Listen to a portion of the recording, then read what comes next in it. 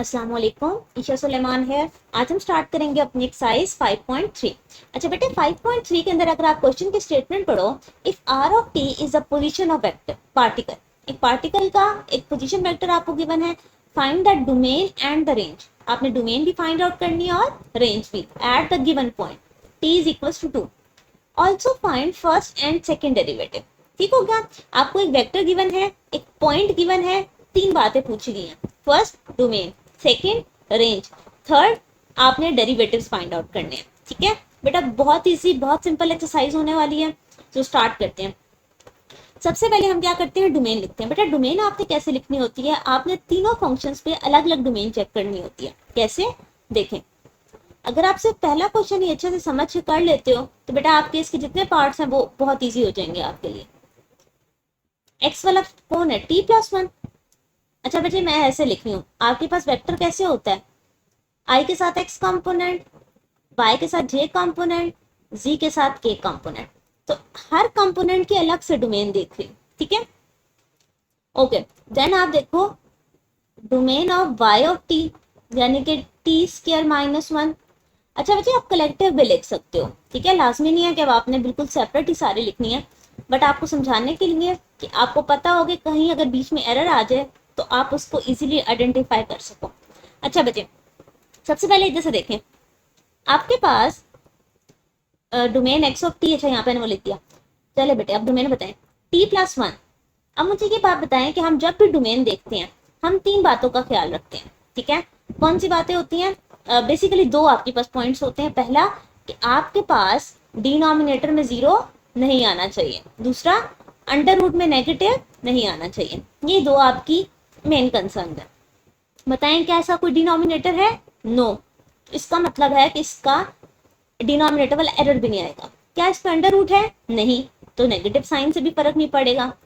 Same यहाँ पर देखें, टी स्क्वायर माइनस वन, ना डिनोमिनेटर है ना अंडर रूट, ना डिनोमिनेटर है ना अंडर रूट है। सो आप कह सकते हो इन तीनों की डोमेन क्या है, माइनस इंफिनिटी से इंफिनिटी, ऑल रियल नंबर्स। ठीक हो गया। अच्छा, तो अगर मैं आपसे कलेक्टिवली डोमेन पूछूं किसकी, आर ऑफ टी की, तो आप क्या कहोगे, इन सब में सबके डोमेन में कहीं पर कोई मसला नहीं आया, तो आपकी डोमेन आ जाएगी माइनस इंफिनिटी से इंफिनिटी। अच्छा अब आप रेंज कैसे लिखोगे, ठीक है। रेंज आपके पास बेटा वेक्टर्स की हमेशा एक वेक्टर ही होता है। ठीक है, डोमेन आपके पास रियल नंबर्स का कोई ना कोई सबसेट होता है, लेकिन रेंज हमेशा कोई वेक्टर होते हैं। अब उन्होंने आपसे कहा कि टू पे बताना है, तो आपने आर ऑफ टू चेक करना है। Two plus one, three i, two का स्क्वायर फोर, फोर में से बन गए थ्री जे, फाइव टू सा टेन के। ठीक हो गया। सो ये आपके आ गई डोमेन एंड रेंज, इजी थी ना, ओके। अब हमने क्या निकालना है, डेरिवेटिव। तो हम सबसे पहले डेरिवेटिव लेते हैं। ठीक है, अब यहाँ पर देखो टी प्लस वन, टी का डेरिवेटिव वन, वन का डेरिवेटिव कांस्टेंट की वजह से जीरो, तो बेटा यहाँ पे सिर्फ और सिर्फ वन आ गया। टी स्क्वायर का डेरिवेटिव टू टी, कांस्टेंट का डेरिवेटिव जीरो होता है। फाइव टी का डेरिवेटिव फाइव, क्लियर। और उन्होंने आपसे कहा था कि डेरिवेटिव टू पे बताना है आपने। सो आई, टू टू सा फोर, फोर जे प्लस फाइव के। ठीक हो गया। अच्छा जी, अब हम लेते हैं इसका सेकेंड डेरिवेटिव। सो अगर मैं यहां से इसका सेकेंड डेरिवेटिव लिखना चाहूं, आर डबल ऑफ टी। बेटे दोबारा से देखें, फर्स्ट डेरिवेटिव ये आया था ना, तो वन का डेरिवेटिव क्या हो गया, जीरो। टू टी का डेरिवेटिव टू, फाइव कांस्टेंट है, डेरिवेटिव जीरो। अच्छा बच्चे अब एक चीज का ध्यान रखना है, जो अमूमन बच्चे गड़बड़ करते हैं, जहां से उनके मार्क्स खराब हो जाते हैं। अब जो आपका डेरिवेटिव आया है वो डेरिवेटिव टू पे, ये दोनों अलग अलग वेक्टर्स हैं। हमारे स्टूडेंट्स क्या करते हैं, या तो रेंज का उठा के डेरिवेटिव ले लेंगे, या फिर जो टू पुट हुआ है इसका डेरिवेटिव ले लेंगे। तो बेटे ये गलत है, ओके। इसका डेरिवेटिव तो हमेशा जीरो आएगा ना, क्योंकि आपने वैल्यू पुट कर ली है। ओके जी, नाउ डबल डेरिवेटिव पे टू चेक करते हैं। यहाँ पे भी पुट नहीं हो रहा, यहाँ पे भी नहीं, सिर्फ और सिर्फ टू है, टू जे इसका आंसर आ गया। ओके बेटा, क्लियर हो गया पॉइंट। आपने सबसे पहले डोमेन लिखी, डोमेन लिखी, डोमेन के बाद रेंज लिखी और 2 डेरिवेटिव्स ले लिए। ठीक है, चलो पार्ट नंबर 2। अच्छा, पार्ट नंबर 2 के अंदर अगर आपने डोमेन लिखनी है तो यहाँ पर देखें, अब हम डोमेन साथ साथ लिखते जाते हैं। बेटे ये वाली एक्स वाला पैरामीटर देखो, इसका डिनोमिनेटर है, इसमें क्या पुट करूं कि डिनोमिनेटर 0 हो जाएगा। +1 को खत्म करने के लिए -1 चाहिए। इसका मतलब ये हुआ कि -1 ऐसा नंबर है जो मेरा डिनोमिनेटर को एरर देगा। तो इसका मतलब है कि मैं सब नंबर पुट कर सकती हूँ, ऑल रियल नंबर सिवाय -1 के। Clear? Now domain of y of t, 1/t लिखा है ना बेटे, तो डिनोमिनेटर में क्या पुट करूं, 0 होगा, 0। तो all real number except 0, T cube, ना इसमें अंडर रूट है ना इसमें डिनोमिनेटर है, तो जो आपके पास z आएगा ये ऑल रियल नंबर आ जाएगा, जो हम -∞ से इन्फिनिटी कह रहे थे। अच्छा जी, अब अगर मैं कलेक्टिवली कहूँ कि भाई आपने सारा देख लिया अलग अलग, अब मुझे r ऑफ t की बताएं। यहाँ से देखिए आपने -1 भी रिमूव किया, 0 भी रिमूव किया, इसका मतलब है ऑल रियल नंबर एक्सेप्ट ना -1 ना 0, ये दोनों नहीं पुट करने, बाकी सब नंबर पुट हो सकते हैं। ओके जी, रेंज चेक करते हैं। रेंज का क्या तरीका है, -1/2 से पुट कर देना, -1/2 -1/2 +1 i, 1/-1/2 j, -1/2 का क्यूब k। बेटे ये ठीक हो गया। अच्छा, अभी सारी टर्म इसके अंदर कैलकुलेटर से सॉल्व करती हूँ और आपको बताती हूँ। बेटा ये वाली टर्म आपको मिलेगी -1, ओके, ये आपको मिलेगी -2 एंड देन -1/8 के, ये आ गई आपकी रेंज। ठीक होगी। अच्छा, नेक्स्ट स्टेप क्या है, आपने क्या लेना है, डेरिवेटिव्स। ओके जी बेटा, अब इसका डेरिवेटिव लेते जाते हैं। सबसे पहले पर अगर आप ध्यान दो तो ये आपके पास क्या है, क्वोशिएंट टूल है। तो क्वोशिएंट टूल क्या कहता है बेटा, अब इसके लिए आपको चैप्टर डेरिवेटिव वाला बहुत अच्छे से आना चाहिए। डिनोमिनेटर का स्क्वायर लेते होते थे, उसको एज इट इज रखा, ऊपर वाली टर्म का डेरिवेटिव, फिर माइनस, और फिर पीछे वाली टर्म का डेरिवेटिव। ठीक है, ये आई कंपोनेंट है, प्लस उसके बाद आपने क्या करना है, 1/t का डेरिवेटिव। सो 1/t के लिए हम क्या डेरिवेटिव लेंगे, ये t की पावर ऊपर चली जाए -1 हो जाएगी। सो -1 नीचे आ गया, पावर में से एक नंबर माइनस हो गया। क्लियर? और t क्यूब पे क्या आएगा, 3 नीचे आ गया, पावर में से एक नंबर माइनस हो गया। ठीक है, चले अब जरा इसको सॉल्व कर लें। t का डेरिवेटिव 1 होता है, तो यहाँ ऊपर तो आ जाएगा t + 1 माइनस t + 1 का डेरिवेटिव 1, t के साथ मल्टीप्लाई हो जाएगा, t + 1 का स्क्वायर। ठीक है, t और t कैंसिल हो गए, ये आई component, -1/t² j 3t² k। अच्छा, मैंने फिर से यहाँ j लिखा हुआ था बच्चे, इसको हम k कर लो आप, ये आपका k कंपोनेंट है। ओके, सो आपने क्या करना है, ये डेरिवेटिव किस पे आपको चाहिए, -1/2 पे। ठीक है, सो वो पुट कर लेते हैं, ऊपर तो 1 रहेगा, -1/2 + 1 का होल स्क्वायर, -1 इस टर्म का स्क्वायर +3 इसका स्क्वायर साथ के, ये j कंपोनेंट, ये i कंपोनेंट। ठीक है, जब ये सारी टर्म कैलकुलेटर पे डलेगी तो आपके पास जो आंसर आएगा वो आएगा, ये बनता है 4i, ठीक है, +3/4k। ठीक हो गया। और अच्छा, j वाला मैंने टर्म में नहीं लिखी है बच्चे, मैं आपको j की भी वैल्यू बता देती हूँ। ये है 4i - 4j and 3/4k। Clear हो गया। चलो, अब आपके पास नेक्स्ट चीज क्या है, आपने सेकंड डेरिवेटिव लेना है। ये तो फर्स्ट डेरिवेटिव था ना, अब आप सेकंड डेरिवेटिव लोगे। सो फर्स्ट डेरिवेटिव का आंसर ये आया था आपके पास, ठीक है, ये आंसर था ना, उसमें फिर आपने वैल्यू पुट की थी, तो इसका डेरिवेटिव लेना है। ठीक है, अब इसका देखें, t + 1 का स्क्वायर ऊपर जाके क्या हो जाएगा, पावर माइनस में आ जाएगी। तो पावर रूल क्या कहता है, पावर नीचे आ जाती है, पावर में से एक नंबर माइनस हो जाता है।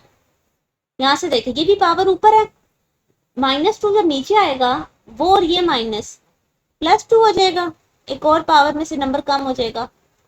बेटे कैसे, टी स्केयर अगर मैं ऊपर लिखूं तो वो -2 है ना, वो -2 ये माइनस +2, 3 2 6, 6t के। क्लियर, ये आ गया आपके पास सेकंड डेरिवेटिव। सो अब हमने क्या करना है, चलो इसको थोड़ा सा नीट कर लो, डिवाइडेड में लिख लेते हैं। ये आई कंपोनेंट है, ये जे कंपोनेंट है, ये के कंपोनेंट है। अब आपने इसी सेकंड डेरिवेटिव में -1/2 पुट करना है। सो -1/2 + 1 का क्यूब, -1/2 का क्यूब, ये आई है 6 × -1/2 के। ठीक है, ये सारे टर्म जब आपने सॉल्व की तो आपके पास आ गया -16i 16j -3 के। क्लियर, सो ये था आपका पार्ट नंबर 2। अब हम मूव करते हैं अपने नेक्स्ट पार्ट की तरफ, पार्ट नंबर 3। अच्छा, अब पार्ट नंबर 3 में अगर आप ध्यान दो तो आपके पास क्या है, ई है, एक्सपोनेंशियल फंक्शन। तो बच्चे एक्सपोनेंशियल फंक्शन की जो आपकी डोमेन होती है वो होती ही ऑल रियल नंबर्स है। आप वन लाइन में कह सकते हो domain of r of t is all real numbers. Clear, okay, range लिखते हैं।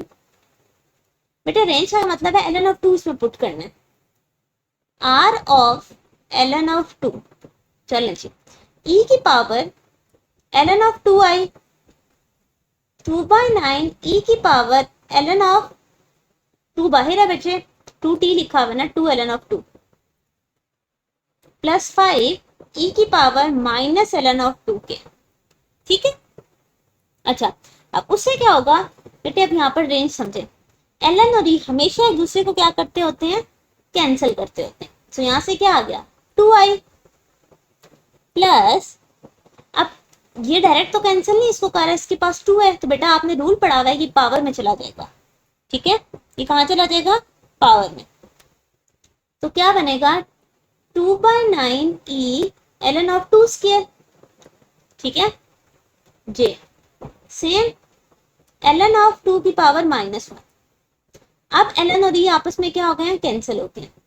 आपके पास 2 आए, बेटा 2 का स्क्वायर 4, 4 2 8, दिस ये -1 है, इसका मतलब है 5/2। ये है आपकी रेंज। ठीक हो गया बेटे, क्लियर हो गया कि हमने यहाँ पे अपनी क्या की है, रेंज को फाइंड आउट किया। अच्छा जी, अब आ जाए अपने नेक्स्ट स्टेप की तरफ, जहां पर आपने क्या करने हैं, डेरिवेटिव्स फाइंड आउट करने हैं। ओके जी, यहाँ पे डेरिवेटिव्स लिखते हैं। बेटे पहला डेरिवेटिव, e की पावर t का डेरिवेटिव क्या होता है, e की पावर t 2/9, e की पावर 2t का डेरिवेटिव एज इट इज, साथ 2 पावर का डेरिवेटिव विच इज 2। ठीक है, अच्छा देन हम क्या करेंगे, इसका नेक्स्ट डेरिवेटिव लेते हैं। सो यहां से क्या होगा 5 e की पावर -t और -t का डेरिवेटिव -1। सो आपके पास पहला डेरिवेटिव आया है e की power t, 2 2 4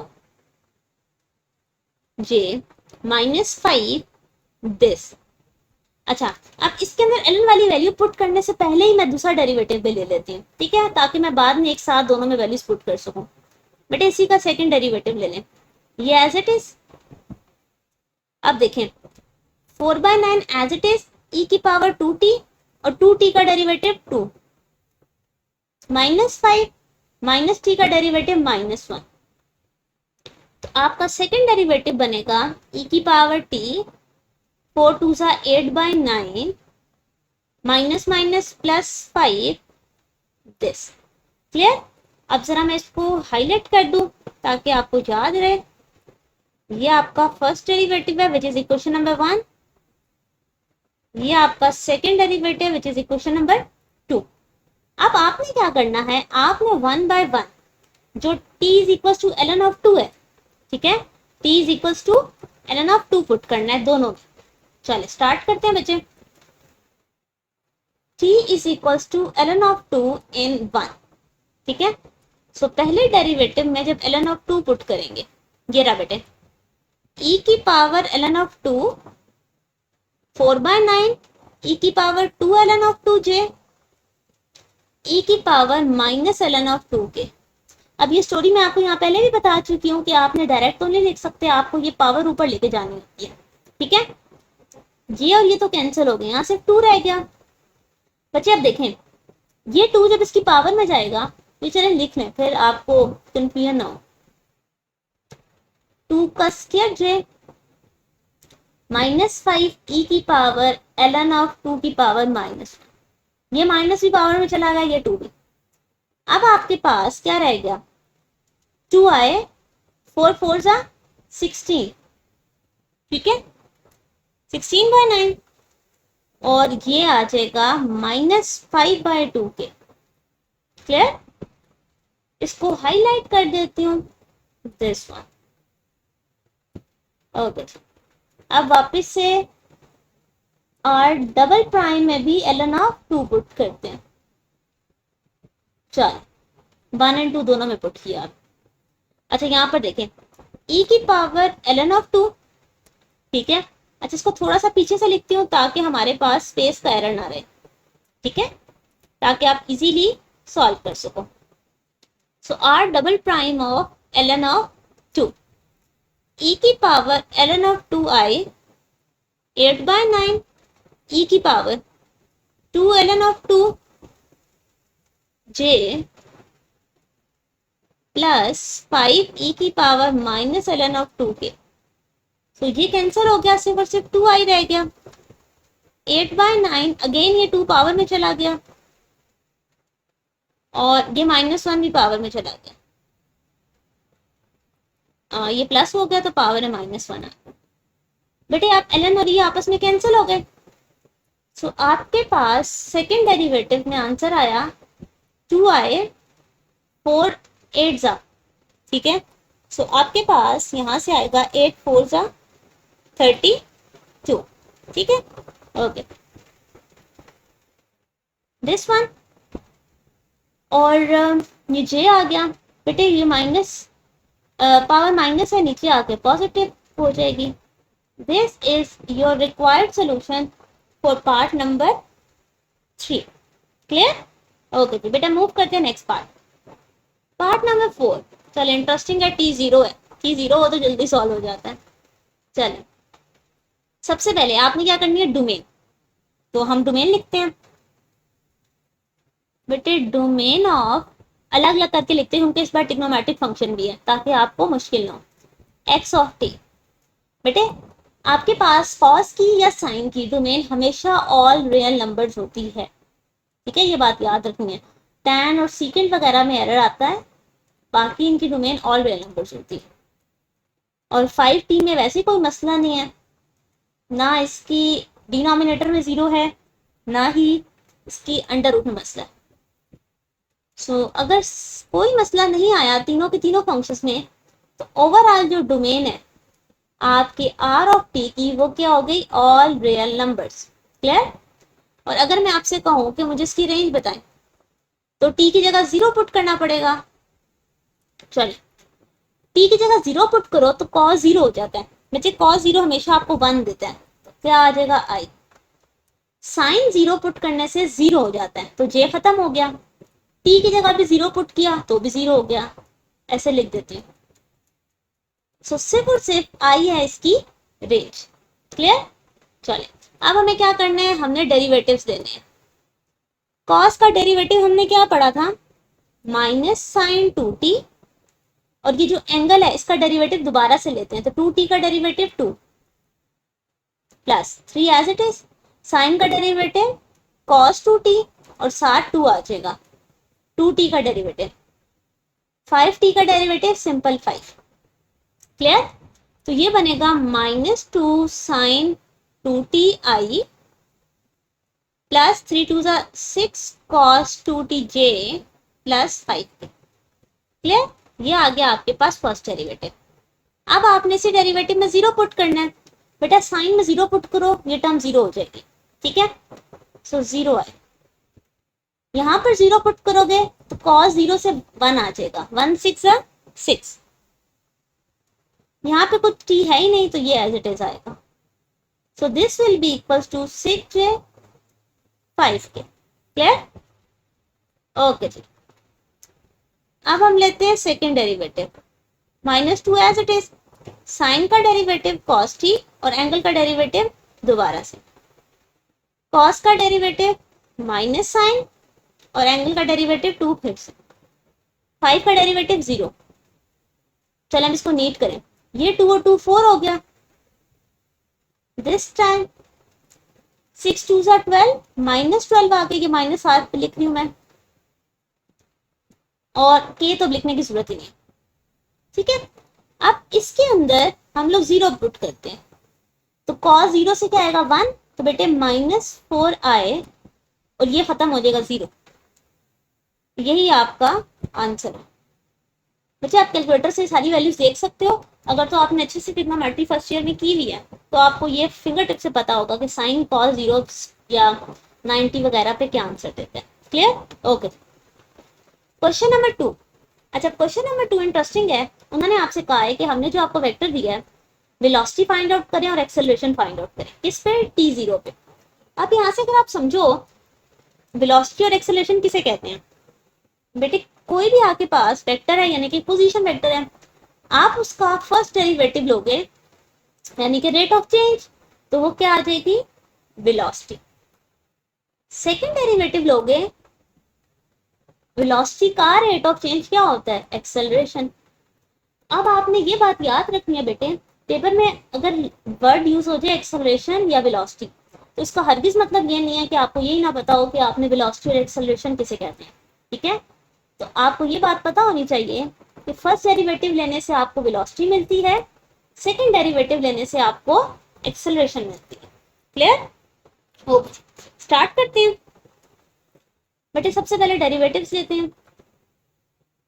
first derivative 3t का डेरिवेटिव 3, 1 का तो 0 होता है, √3t है तो सिर्फ और सिर्फ √3 आ जाएगा। t स्क्वायर का डेरिवेटिव 2t। क्लियर? बेटा 0 मैं भी बाद में पुट करती हूँ। अब सेकंड डेरिवेटिव लें, 3 का डेरिवेटिव 0 खत्म, इसका भी खत्म, 2t का डेरिवेटिव 2k। क्लियर? अब यहाँ पर मैं जीरोस ले लेती हूँ।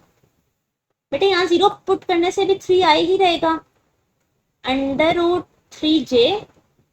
यहाँ पे 0 पुट करूंगी तो ये खत्म हो जाएगा, और डबल डेरिवेटिव में 0, बेटे ये सिर्फ सिर्फ 2k ही रहेगा। क्लियर? सो बहुत सिंपल सा था कि आपने क्या किया कि आपने फर्स्ट डेरिवेटिव लिया, सेकंड डेरिवेटिव लिया, दोनों के अंदर आपने जीरोस पुट किए। Part number 2। अच्छा, पार्ट नंबर 2 में अगेन आपने क्या करना है? एक्सेलरेशन और वेलोसिटी फाइंड आउट करनी है। तो बेटा आप क्या करोगे? आपके पिछले क्वेश्चन है बेटे, आप r प्राइम ऑफ t लिखो या v ऑफ t लिख लो, डबल प्राइम लिखो या a लिख लो, बात एक ही है।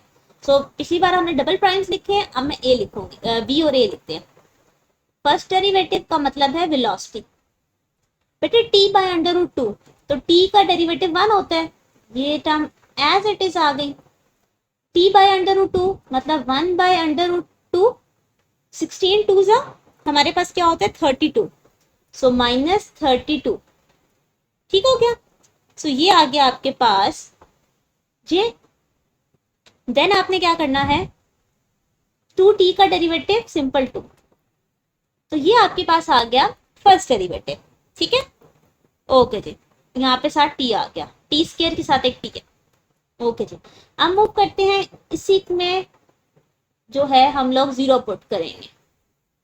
वेलोसिटी 0 पे बेटा यहाँ पे क्या आ जाएगा? 1 बाय √2i। यहाँ जब 0 पुट करूंगी ये टर्म तो खत्म हो जाएगी, तो सिर्फ रह जाएगा 1 बाय √2j और 2k।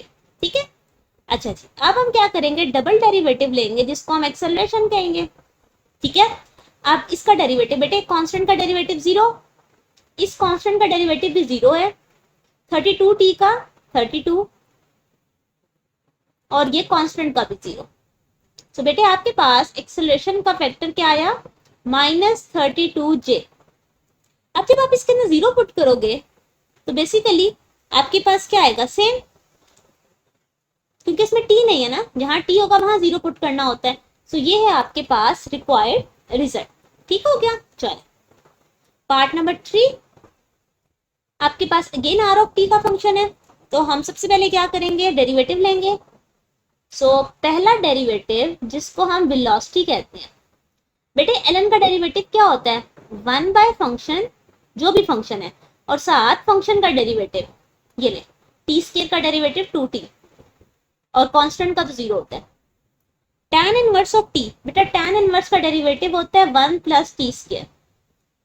ठीक है। अच्छा जी, यहाँ पर क्या होगा, पावर रूल लगेगा। पावर क्या है, 1/2 नीचे आ गई, पावर में से एक नंबर माइनस हो गया। ठीक है। 1/2 में से -1 लिखेंगे, चलिए मैं वो कर देती हूँ। बच्चे 1/2 में से जब -1 होता है, आपके पास आता है -1/2, और टी अंदर वाले फंक्शन का दोबारा से डेरिवेटिव 2t। क्लियर, ये 2 और ये 2 कैंसिल। आपके पास v ऑफ t का वेक्टर आ गया, ये 2 लिखे ऊपर, 2t bye t square plus 1 i, 1 by 1 plus t square j plus t by t square plus 1 की पावर 1/2। ठीक है बेटे, ये माइनस थी, मैंने नीचे इसको प्लस करके लिख दिया। अगला स्टेप क्या होता है, इसके अंदर 0 पुट करना है। यहाँ पर देखें, जब आप इसमें 0 पुट करेंगे ऊपर ही, तो ये टर्म खत्म हो जाएगी। यहाँ पर 0 पुट करेंगे तो 1/1, यानी कि सिर्फ और सिर्फ 1 आ जाएगा। यहाँ पर भी 0 पुट करेंगे, ये टर्म खत्म, तो सिर्फ और सिर्फ j आ गया। ओके जी, अब हम करते हैं इसका सेकेंड डेरिवेटिव। सेकेंड डेरिवेटिव से हमें क्या मिलेगी, acceleration. R of double t, double prime of t, जो कि एक्सेलरेशन होती है। ओके बच्चे, अब यहाँ पर देखो दोनों फंक्शन डिवाइड हो रहे हैं, तो यहाँ क्वोशिएंट टूल लगेगा। क्वोशिएंट टूल क्या कहता है, डिनोमिनेटर का स्क्वायर, डिनोमिनेटर न्यूमिनेटर का डेरिवेटिव माइनस उसके बाद ऐसे। ठीक है। चलो जी, ये आई कंपोनेंट है। अब इसका जब आपने डेरिवेटिव लेना है, तो बेटे हम इसका डेरिवेटिव कैसे लेंगे, ये आपके पास आएगा, इसको ऊपर ले जाते हैं ताकि हम पावर रूल बना सके। ठीक है। आपके पास ये बनेगा, यहाँ पे बेटा मैं ऐसे लिख देती हूँ, यहाँ पर साइड पर देखें, 1/1 प्लस टी स्केयर। ठीक है। तो ये क्या बनेगा, 1 प्लस टी स्केयर की पावर -1। अब देखें, वो माइनस नीचे आ गया। यहाँ पर ना मैं सोल्यूशन करके लिखती हूँ ताकि आपको इजी रहे बाद में सोल्यूशन देखते हुए। ये -1, ये माइनस नीचे आ गया, पावर में से एक नंबर माइनस हो गया, यानी कि अगर मैं उसे नीचे लिखूंगी तो वो +2 होगा। ऊपर -2 हुआ ना, नीचे +2 हो गया। और इसका दोबारा से डेरिवेटिव, तो टी स्केयर का डेरिवेटिव 2t। क्लियर है बच्चे, इसको साइड पे फिर से सॉल्व करके देखिएगा तो आपको मजीद क्लैरिटी हो जाएगी। ठीक है। चलो अच्छा, आगे क्या है हमारे पास, ये वाली टर्म है इसमें। अब अच्छा कहाँ गया पहला, ये रहा। ओके, अगेन आपके पास दो वेक्टर्स क्या हो रहे हैं, डिवाइड हो रहे हैं, तो यहाँ पर अगेन आपके पास क्वोशिएंट टूल होगा। तो हम यहाँ पे क्वोशिएंट टूल लेते हैं, डिनोमिनेटर की पावर 1/2 है, उसका स्क्वायर लेना है, फिर वही टर्म एज इट इज लिखनी है, और किसका डेरिवेटिव लेना है, ऊपर वाली टर्म का, फिर वो टर्म एज इट इज लिखनी है, और बैक साइड वाली टर्म का डेरिवेटिव। क्लियर बच्चे, अब ये आपने रफ पे सारे डेरिवेटिव्स कैलकुलेट दोबारा से खुद से भी करने हैं। ठीक है। चलो अब यहाँ पर देखें, 2t का डेरिवेटिव सिंपल 2 होता है, तो इसके साथ 2 आ जाएगा, 2 इंटू दिस।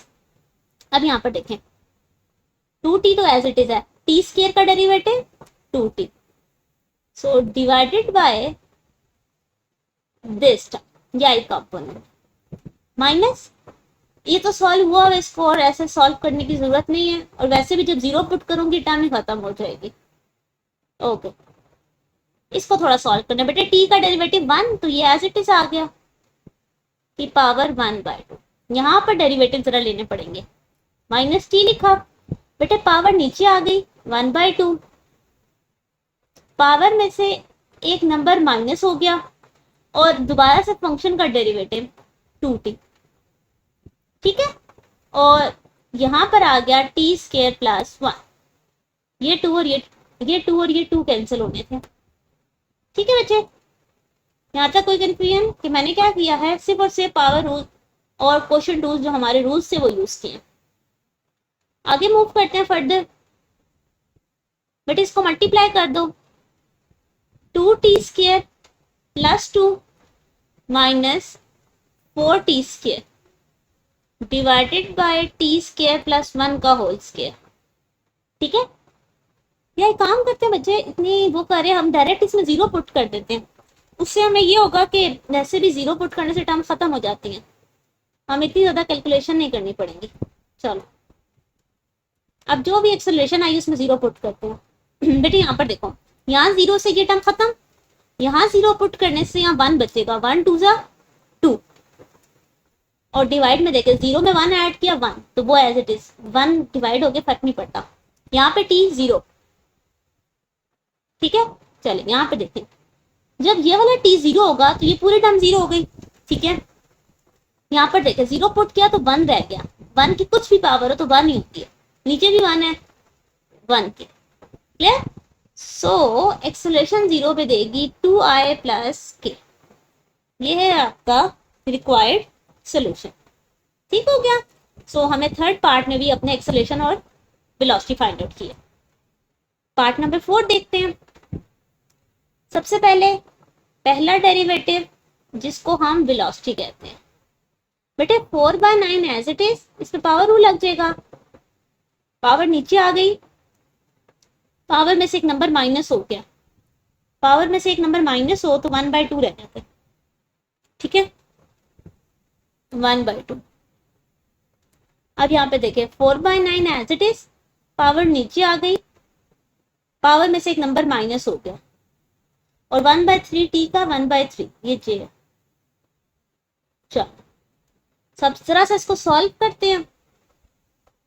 3 1 जा 3 3 जा 2 1 जा 2 2 जा 2/3 t प्लस 1 की पावर 1/2।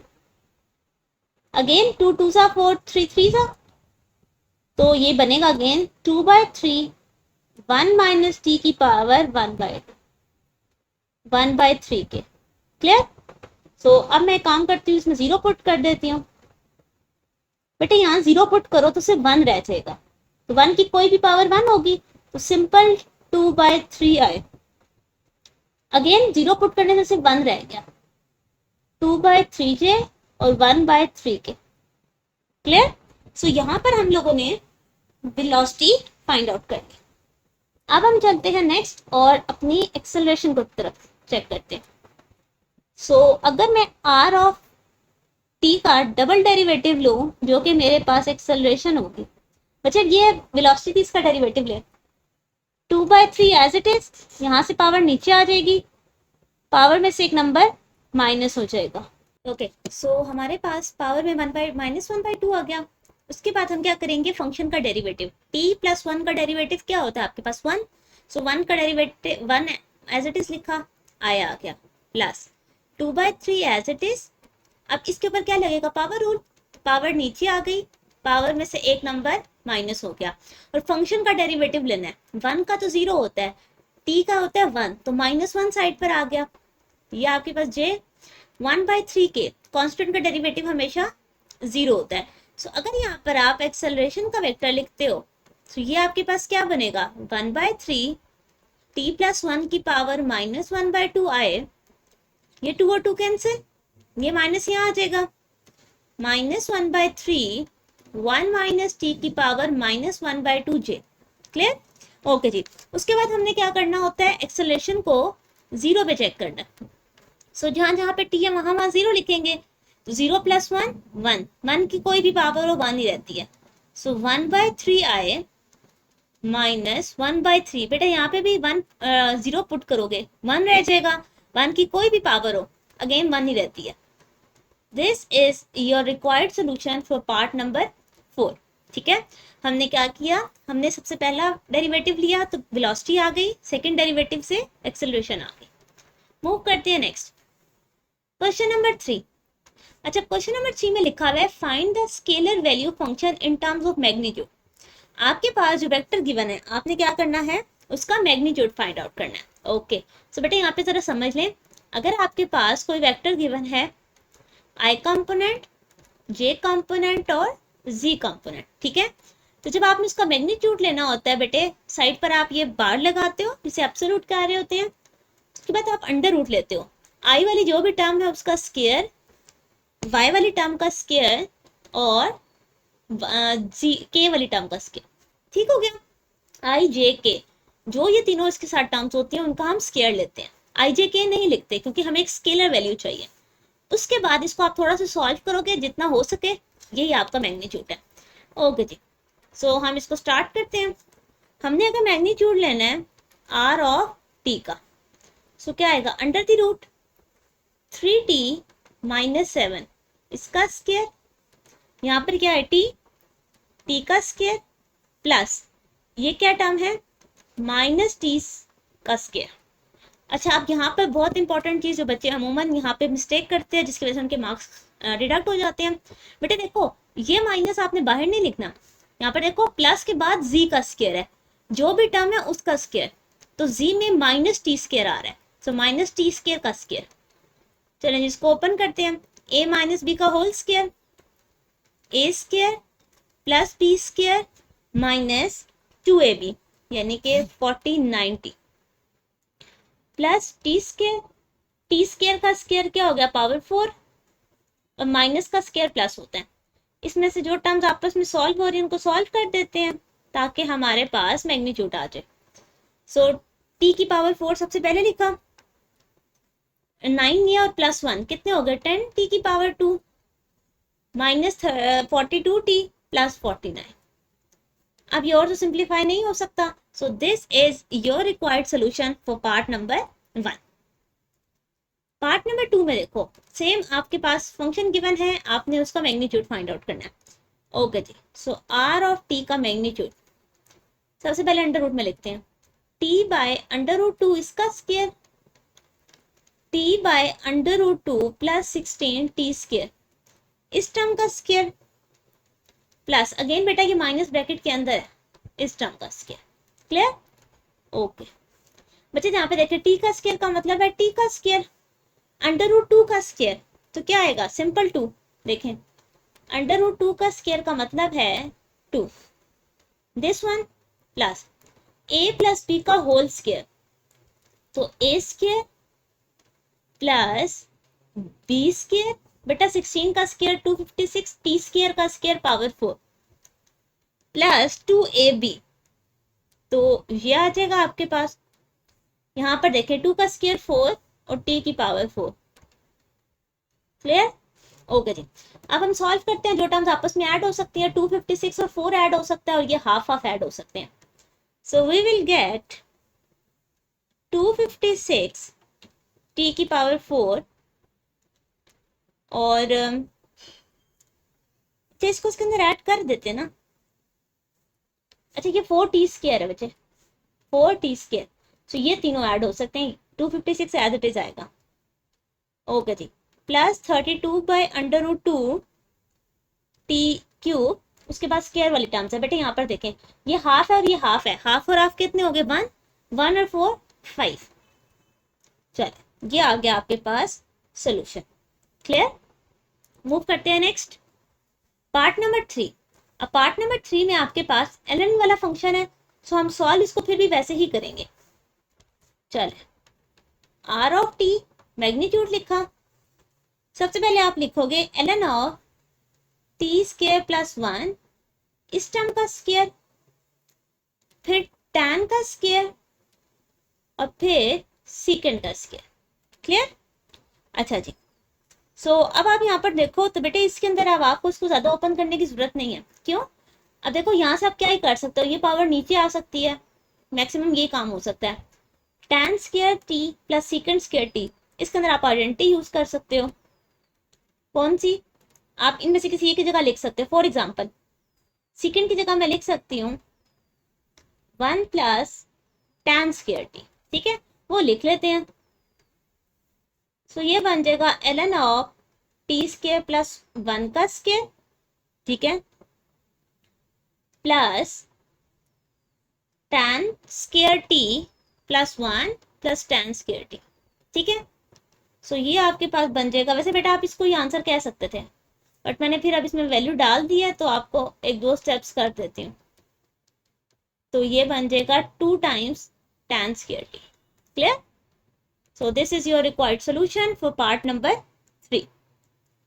चले अब मूव करते हैं नेक्स्ट, पार्ट नंबर 4। अच्छा जी, अब जरा पार्ट नंबर 4 को देखो तो इनकी पावर्स जो है ना वो सिंपल नहीं है, थोड़ी सी डिफरेंट है। अब इसको सॉल्व करते हैं। आर ऑफ टी के मैग्नीट्यूड का क्या मतलब है? सबसे पहले तो हम वैल्यूज देखते हैं ना, 4/9 टी प्लस 1 की पावर 3/2 इस पूरी टर्म का स्क्वायर प्लस 1 माइनस टी इस पूरी टर्म का स्क्वायर और इस पूरी टर्म का स्क्वायर। ठीक है बेटे, अभी ये टेंशन इतनी कितनी बड़ी बड़ी टर्म्स है, क्या होगा कैसे, अभी हमने सिर्फ वैल्यू लिख ली। अच्छा अब हम क्या करेंगे, अब जरा ध्यान दें, आर ऑफ टी का मैग्नीट्यूड है ना, अब मैं आपको क्या करती हूँ, इसको स्प्लिट करके देती हूँ। सबसे पहले 4/9 पे स्क्वायर लगा लेते हैं। 4 का स्क्वायर 16, 9 का स्क्वायर 81। आप सर अंदर वाली टर्म देखो, अब इसके ऊपर स्क्वायर रह गया। ओके समझ तो गया होगा बेटा, स्क्वायर और स्क्वायर कैंसिल हो जाएगा। 16/81 1 माइनस टी की पावर 3/2 और इसका स्क्वायर अभी भी रहता है, ये तो सिंपल कैंसिल हो गया। चलो ठीक है, तो जब ये कैंसिल हो गए आपके पास क्या रह गया, 16/81 टी प्लस 1 का क्यूब, 16/81 1 माइनस टी का cube half T cube. Clear?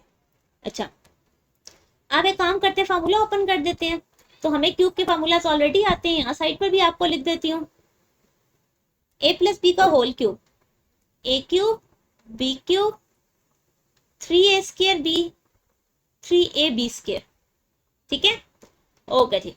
और अगर a माइनस बी का क्यूब का फार्मूला हो तो a cube minus b cube, एक सेकेंड बेटे, a cube minus b cube minus 3a square b plus 3ab square.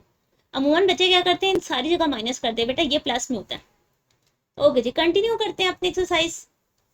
अच्छा जी, अब हम क्या करेंगे कि यहाँ पे फार्मूलास ओपन करते हैं और फिर देखते हैं कि हमारे पास क्या स्टेप्स होंगे। सो फार्मूलास की तरफ चलते हैं। आर ऑफ टी पे मैंने बार डाल दी बेटे, 16/81 तो बाहर आ गया, ठीक है, बल्कि मैं इन दोनों में से कॉमन ले लिया।